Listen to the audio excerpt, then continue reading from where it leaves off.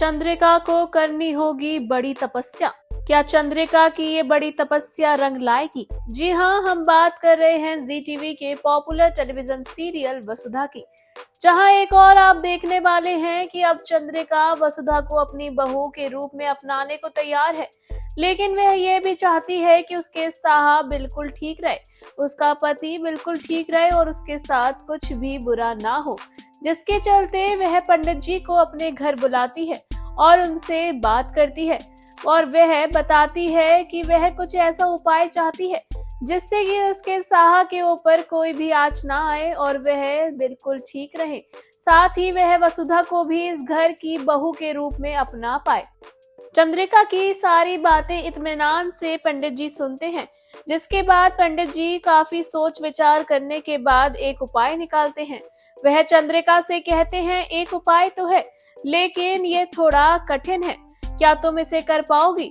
वहीं दूसरी ओर आप देखेंगे कि देव और वसुधा आपस में बात कर रहे होते हैं, क्योंकि उन्हें पता लग गया है कि वह जल्द ही एक साथ रहने लगेंगे, क्योंकि चंद्रिका जल्द ही वसुधा को अपनी बहू के रूप में अपनाने वाली है।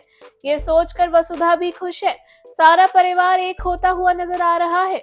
वहीं देव वसुधा को एक खबर भी देता है। वह कहता है कि मासा एक कड़ा व्रत रखने वाली है, जो कि 3 दिन का होगा। इस व्रत में उन्हें 3 दिन और 3 रात तक पानी में खड़े रहकर तपस्या करनी होगी, जिसके बाद ही ये व्रत संपन्न होगा। चंद्रिका को ये व्रत करने के लिए पंडित जी ने कहा है और यही एक उपाय है जो कि चंद्रिका करना चाहती है। वहीं दूसरी ओर वसुधा को ये सब देख के अच्छा नहीं लगता है।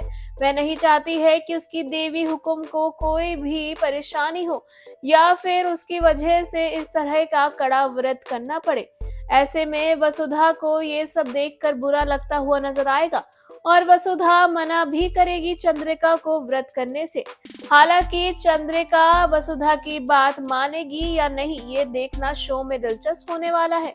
वहीं आपको बता दें कि जहां एक और सब कुछ ठीक होता हुआ नजर आ रहा है, तो वहीं अब इस व्रत का फल क्या चंद्रिका को मिल पाएगा, और अगर चंद्रिका ये व्रत करती है तो क्या ये व्रत चंद्रिका पूरे अनुष्ठान के साथ कर पाएगी, ये देखना शो में वाकई में दिलचस्प होगा। वहीं दूसरी ओर आप देखेंगे कि एक बार फिर से वसुधा और देव आपस में साथ रहने के सपने सजाने लगे हैं। दोनों एक दूसरे के साथ रहना चाहते हैं। वहीं चंद्रिका को भी समझ आ गया है कि वसुधा इस घर के लिए सही है। तो क्या चंद्रिका सच में दिल से वसुधा को अपना रही है?